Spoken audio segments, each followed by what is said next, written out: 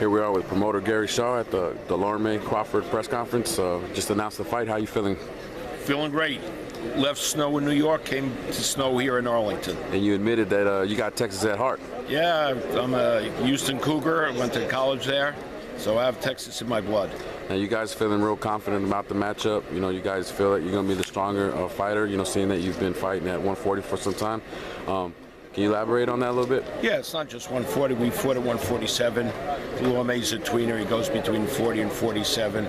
I believe we'll come in the bigger man, the stronger man. And I think Crawford's going to have his hands full. You know, all the previous fights that he's had, a lot of them are against smaller guys. 126, 130, coming up to 35. Now he's coming up to 40. He's feeling real confident. Even X'd him out on everybody's program and make sure he told everybody that was getting his signature to let Crawford know that he crossed him out on purpose. Well, you know, it's interesting. It's a good feeling. Every fighter should come in confident. If he's not confident, he shouldn't go in the ring. Now, we just got word from him, you know, confirmation that he's not going to be training Robert Garcia this fight, that he'll be training in Puerto Rico.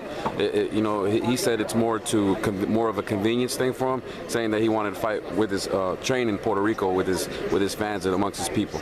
Yeah, no, that's true. He's decided to stay in Puerto Rico, and that's the fighter's decision who to train with. I don't make those calls. Now, you know, recently, you know, your Roc Nation deal fell through. You know, it's like your exact words is, you know, you get your company back and it's business as usual for you. You know, it's as if you never signed with them. Yeah, well, I'm here in Arlington, Texas with my fighter under the Gary Shaw banner. That's true, but I have nothing bad to say about Roc Nation. Everybody there was great to be with. Just wasn't a good fit for me.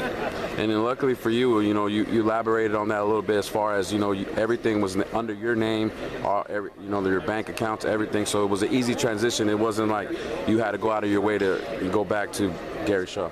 You just told the story. That's true. My office was still my office.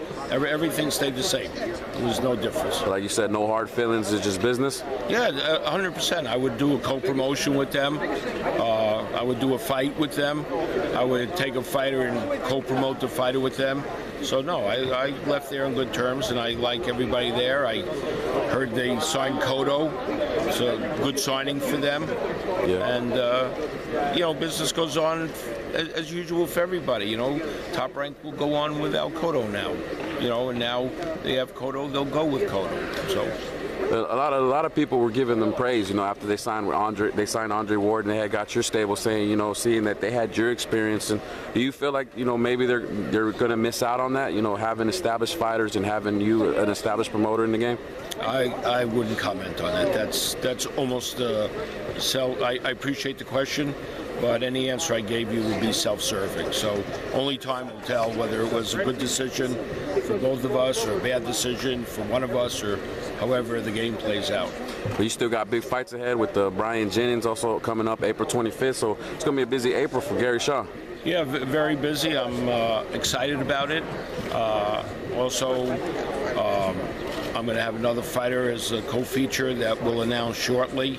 So I think April 25th will be a big night, followed after a bigger night here, April 18th. So hopefully I'll have the world title on April 18th, and then the Unified Heavyweight World Championship on April 25th. Yes, sir. I got to ask you, because you kind of touched on what I was going to lead to next. You know, right now, boxing is buzzing. You know, a lot of big fights happening. Dulorme Crawford, Matisse, Provonikov, same night. You know, heavyweight matchup the following week, and then Pacquiao, Mayweather. Boxing is on fire right now. Can you touch on that?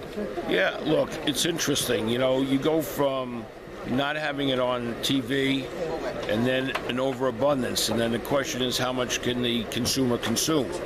You know, we go from not seeing any fights to Al Heyman's credit, you know, he's done a tremendous job.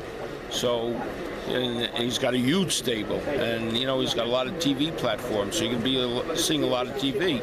The same part, you're going to be seeing a lot on HBO, and we'll see how everything goes. But boxing is the eye of the storm right now, and it hasn't been there in a long time.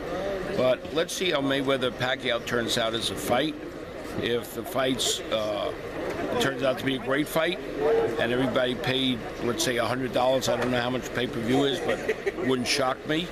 and then they go, oh my God, what a fight, and it keeps the buzz going. Right. Or True.